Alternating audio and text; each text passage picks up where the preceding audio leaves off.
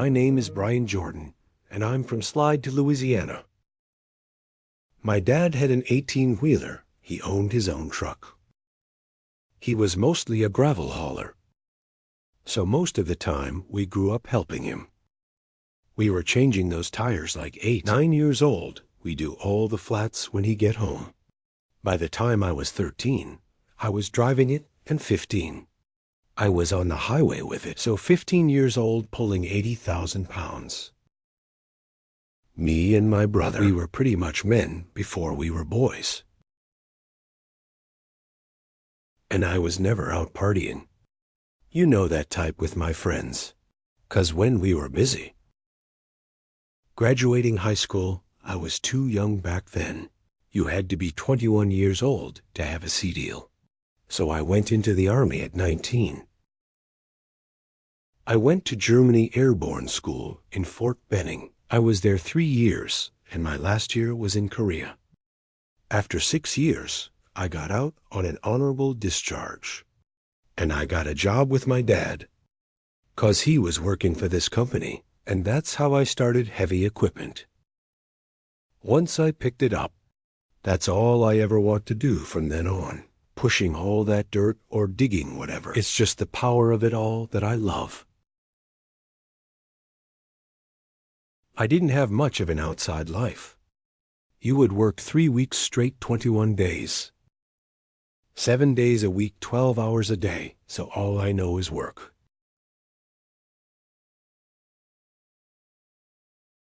I was in Pratt, Kansas, and we were building a wind farm.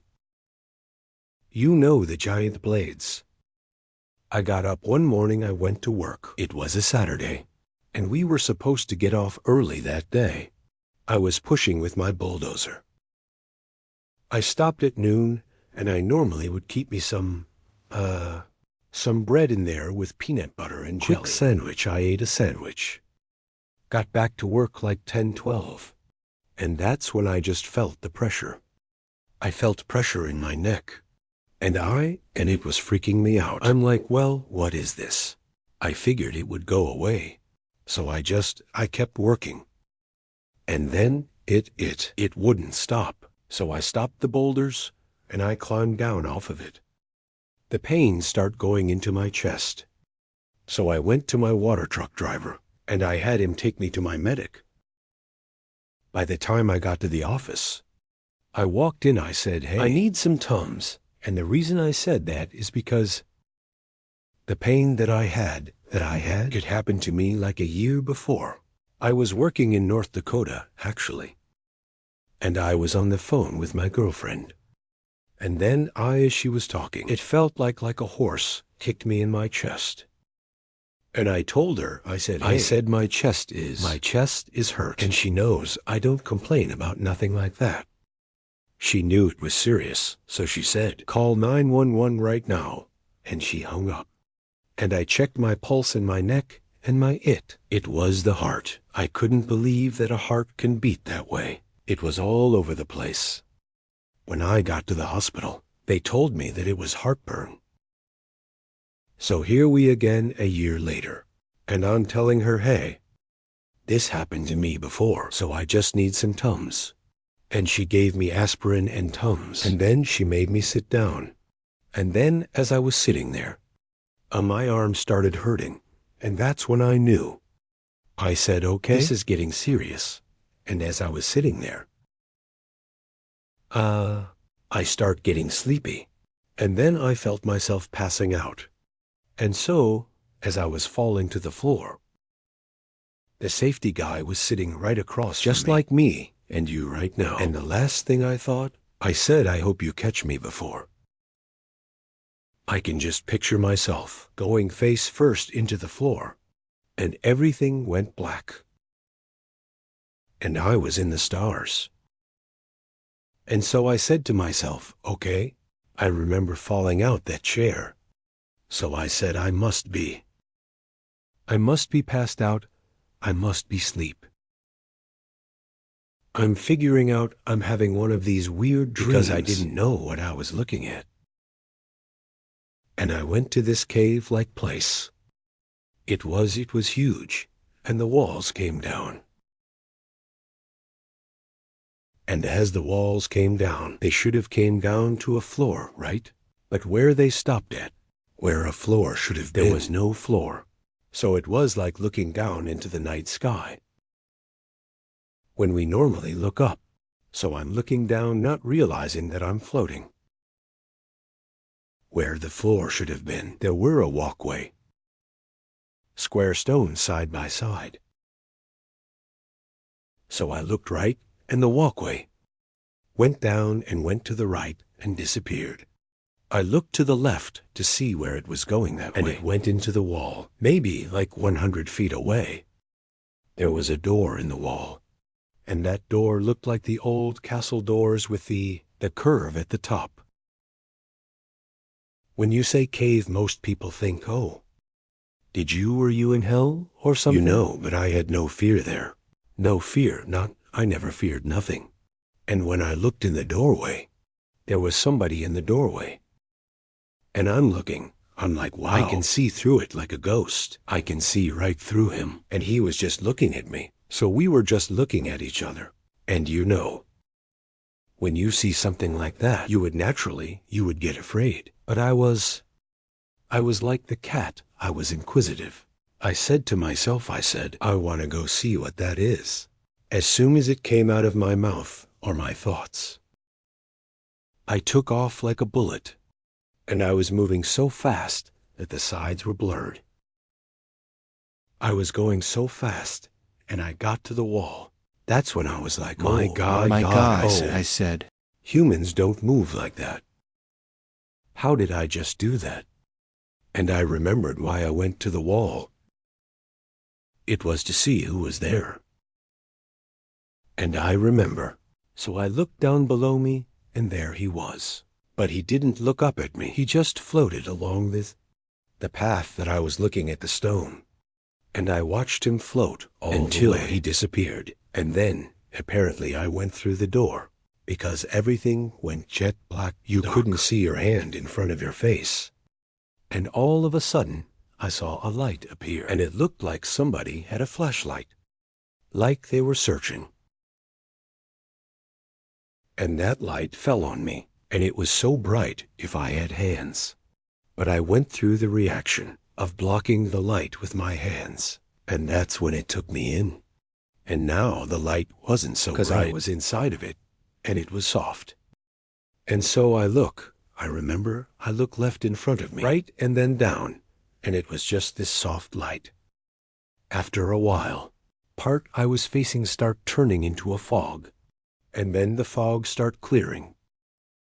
And as I was looking, peering through, I could see a blue sky. And then that's when I got caught up. It felt like God.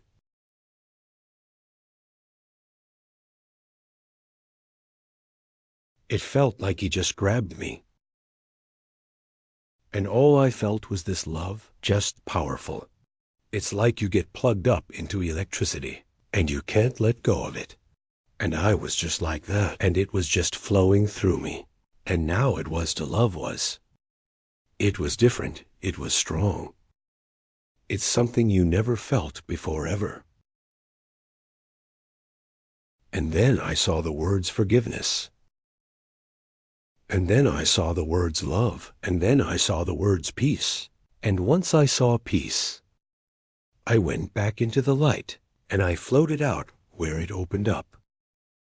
Each step that I went, I started losing Bryan. And I never once questioned. Hey man, you are in the sky. Whatever is happening, it was like my soul knew what was coming. I never had one bad thought. My mind was crystal clear. It was like the wind was blowing through it. That was not one worry in the world, because I felt incredible. And I can do anything that I wanted. I knew that, and so I floated down out of the sky. And I floated to these pine trees. Pine trees have these needles, and as I was floating down, I could see every needle. Not one missed my eyesight. I saw all of them, And as I went down, I saw the tree going to the ground. And that's when I floated backwards. When I floated backwards, it was a drop-off. You know, like the California coast, you got these big drop-offs down to the water. Well, that's how this was. It was a big drop-off, and when I looked down, man, there was this garden, and they had the flowers were so big. They were big as your dinner table. They were mesmerizing. They had so much life you could feel it. And it felt like they were looking at me, even though they didn't have no eyes. Like everything was on me. And as I was looking at this garden, I can zoom in each flower that I want to see up close. Well, I was looking left, right, up, and all of that, and I was just zooming them in, whichever one I want to see up close. And I was just floating to the right real slow, and just taking all this love in from these flowers. It was like they were alive. And then the channel changed again. I was in the blue sky, nothing around. No land, no nothing. And then it seems like the sky. Something shifted. And then there was these 4 bright lights. They were straight up and down spaced. And I was like, okay. And they were getting bigger. They were coming towards me. And as I was waiting for the lights to come, a lot of small lights start popping up, and they just start popping up all around me, and then it was just swirling, doing a thing, man, and I'm like, wow. It looked like it was so many, and it was just all over me, and I felt that was my family, all my family that has left. And so here they are, swirling with these beautiful small lights, and when the big lights got there, they stopped about where you're sitting. And all the little lights that were around me started going to the top light. Like bullets, they were just going to the top. And they start melting together. And next thing you know, I see a head. And as they were filling him in. And the next thing you know, I see shoulders, then the elbows. It's like he was holding his hands in the front. But you couldn't see, 'cause you could see the elbows sticking out. Either is in front or was in the back. So I watched all these lights fill his whole man up. And when that finished that I looked at, he lifted his head, and I was like, oh. Man, I was freaking out, because I was just looking at all this power, nothing but power. Then he started moving in the sky. He went up and down across. He was just flying around, and he never stopped looking at me. When he would go up, his head would tilt over. When he'd go down, his head would lean back. He never stopped looking at me. And so then he came back to me, and then he took off really fast. He left so fast that there were traces of himself.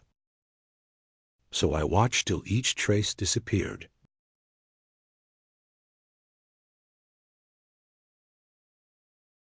I opened my eyes, and my medic was on top of me. And she was pushing my chest. I was looking at her, and I said, hey. When I said, hey, she looked at me, and she just jumped off me right. And she was looking at me. Her eyes were huge, and I said, what are you doing? And she said, your heart stopped. She said, Bryan, she said you died. I said, how long was I gone? And she said 4 to 5 minutes. And I couldn't believe that. So you telling me I'm gone 4 to 5 minutes? I said I was in the stars, that length of time. Then I went to the cave, and then to the gardens, and then to the sky. And you telling me I was only gone 45 minutes when it felt like an hour. I just couldn't fathom what she told me. When I looked down, my shirt was cut open, and the patches were on my chest. And this machine's sitting here talking, and that's when all reality started coming. I'm like, get me off of this floor. They got me up off the floor. My arm was hurting so bad, and I start sweating, and all my friends and bosses. Everybody was just against the wall. And here I am sitting there sweating, wanting to go to sleep. And so I looked at them, and they would look away. They didn't want to see. They didn't want to see me like that. And so I heard something about a helicopter. So when I heard that, I said, no way, I said. I'm going to be paying for that for the rest of my life. So I kind of got a smile out of them, help them out because what I saw. I wasn't afraid no more, unlike man.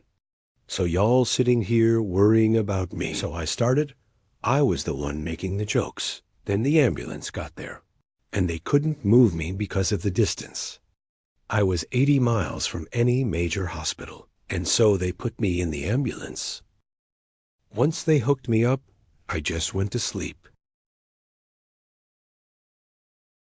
This time, when I popped out of my body, I was like standing next to myself, and I was looking at my face, and my eyes were closed, and my head was laid to one side.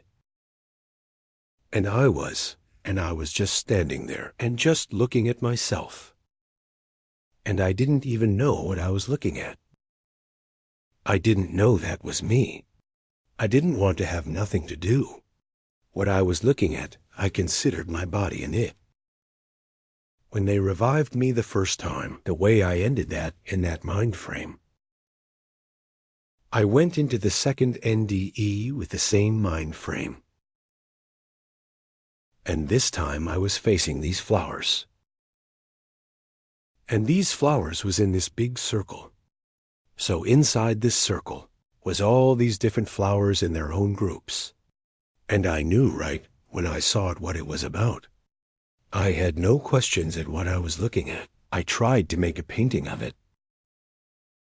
This is what I tried to paint. I tried to make this. This is what I was looking at, so I took that as. All of us are different. We have blacks, we have the whites, a Chinese. Everybody in that group has their own color. But yet all of these colors are still in the circle, which makes us one regardless of what we look like. I automatically knew what that meant. I was looking at it, and I'm like, wow, we all here, but we fight amongst each other, but we still a part of the circle. There's nobody outside of the circle from there. I was in space again, and I was looking at a blue planet, and it was so blue. Super, super blue. And the colors there are RIC 1,000 times more than the HAR. The colors you see here super advanced, just make you stare at them for nothing. And after that, there were flashes of other stuff. I saw so much, but I can't remember, 'cause it was going so fast. I was seeing so much. So then that's when I popped back in my body, in an ambulance. This time when I opened my eyes, the people in the ambulance, it was all huddled together, and they was looking at me, and I was like, what happened? And the lady said, we had to shock you. And then I can hear the helicopter coming. They put me in the helicopter and flew me to Wichita, Kansas, and once we hit the roof, they were ready, it's a blockage, sound like a blockage, and they start running me through. And I can see the lights like you see on TV when they rush in the patients. And they got me in there, and they took all my clothes off, and they were prepping me for surgery. And at this guy on my left side, working right there. And I had my arms on my side, 'cause I remember I was freezing cold. And when I opened my eyes, my arms were behind my head up over. And so the guy was working. I said, hey. He said, yeah. I said, wasn't my arms on my side? And he like, you didn't feel that. I said, no. Feel what? He said, man, when we shocked you, your whole body almost came off the table. And I asked him, I said, am I gonna die today? And he said, none of my watch you not. And so they fixed me, and the doctor came in. I was sitting up, and he looked at me. He said, man, you're supposed to be on a ventilator. He said, you just had a massive heart attack. Your heart is mad, really mad. And here you are just sitting up talking to me like ain't nothing happening. You're not even supposed to be talking to me right now. And so they put me in the ICU. And a nurse comes out with this paperwork. And she started going down. And she said, "Oh my God." She said, "You had a widowmaker heart attack."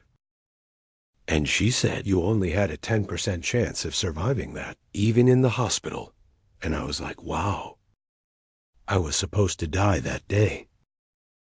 They kept telling me they was going to put a pacemaker because I had to wear this vest. And that vest would shock me if my heart did anything out because I was pushing out 30%. I think, or 35, when your heart's supposed to push out 55. So I wore the vest for 3 months. And I went to the hospital. And they did a check on my heart. And after they did the test, I was leaving and the doctor called my phone. He said, "You could take that vest off." He said, "Bryan," he said, "we've been done test on this type of heart attack for since the 70s. And he said, your heart and one other person since the 70s. Healed all the way, he said. All you have is some scarring on your heart from them. Shocking you, he said. Other than that, your heart beating, he said, like you are a miracle. I'm not afraid to die anymore. I'm not afraid at all. When it happens, it happens. Don't cry over me, that's what I tell them. Don't you cry over me. I'll try and pray to God to get me back here. No. When I got out the hospital, I went into depression because it was so beautiful there, and did nobody understand why. I kept saying I wanted to stay there. You know, I've left here. I dropped this body, and I was back home. And then you have to come back here. And I was just upset that I couldn't stay. There's no words for a lot of it, especially the love. I can't tell you how that love really is. It goes beyond human words. And so, I wanted to find people like me. I started reading the NDE experiences. That's why I spent my first year just studying or finding or making friends with people. And I found so many that say the exact same words. Everything is about love. Now there's other people now I'm hearing saying the same thing, so I knew I wasn't crazy when I heard that. I knew I was here to tell my story. That's my job now. But when I came back, I was different, and I didn't think like everybody else did anymore. I was raised in a hellfire church. You have to have a Holy Ghost. You better obey the Bible and all this stuff, or you'll never see heaven. That's how we were raised. I died 3 times, and not once did I see a hell. And I felt like a god, and I'm just a normal person. I wasn't in nobody's church. I believe in God, you know. I love God since a child, but I always had questions like, why? Why is this God so mad, or why? Why put us here, and then we gotta have rules to leave? You know, it made no sense. And so after I came back, I saw things totally different. You know, I don't judge nobody by their religion, because I one time believe a certain way that I was taught. So I can't judge you, you know, for believing what you believe, because you haven't died and seen it. But when I came back, I didn't see people anymore. I saw souls, and that's how I live my life now. I won't look at you as anything but a soul. And I try and help everybody that I can. And most of the time, don't look for nothing back from it, 'cause it's material, you know, material. Your material things all that change. It's not important no more, you know, 'cause you're not taking it with you. And so the stuff that I used to worry about, I try not to anymore. Help who you can when you can. That's all God wants. We're here to help each other, you know? And if you can't find a way to do that, I mean, what else is there?